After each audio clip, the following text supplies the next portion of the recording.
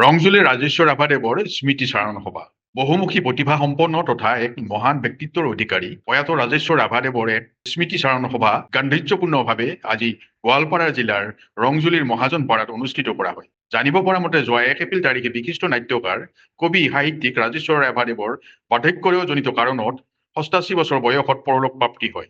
আজি তেখেতৰ গৃহত অনুষ্ঠিত আদ্য শ্ৰাদ্ধ অনুষ্ঠানত এক স্মৃতি চাৰণ সভা অনুষ্ঠিত কৰা হয়। ইয়াত বহুতো বিশিষ্ট ব্যক্তিয়ে প্ৰয়াত ৰাভাদেৱৰ ওপৰত আলোকপাত কৰি বক্তব্য আগবঢ়ায়।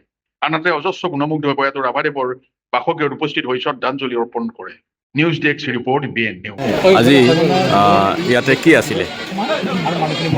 হয়, ৰংজুলী অঞ্চলৰ এজন সমাজকৰ্মী নাট্যকৰ্মী এজন আদৰ্শ খেতিয়ক প্ৰয়াত ৰাজেশ্বৰ ৰাভা যোৱা 1 তাৰিখত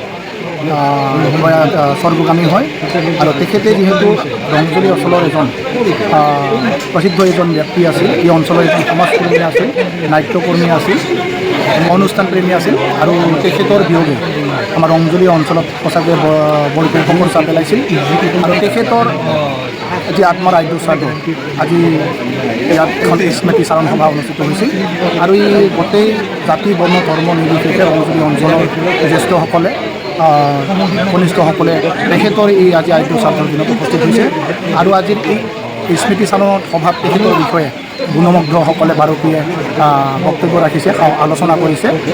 তেখেতৰ জীৱনৰ সময়ছোৱাত তেখেতে সমাজৰ প্ৰতি যিটো দায়বদ্ধতা, যিখিনি সমাজৰ প্ৰতি তেখেতৰ অনুপ্ৰেৰণা আছিল কাম কাজ কৰাৰ কাৰণে, যিখিনি আন্তৰিকতা আছিল, সমাজখনক ভাল পাইছিল, তাৰে বিষয়ত পাতিছে, সুন্দৰ আলোচনা হৈছে আৰু এই স্মৃতি চাৰণ সভাৰ জৰিয়তে তেখেতৰ প্ৰতি যি সমবেদনা শ্ৰদ্ধাঞ্জলি আজি অনুষ্ঠানৰ জৰিয়তে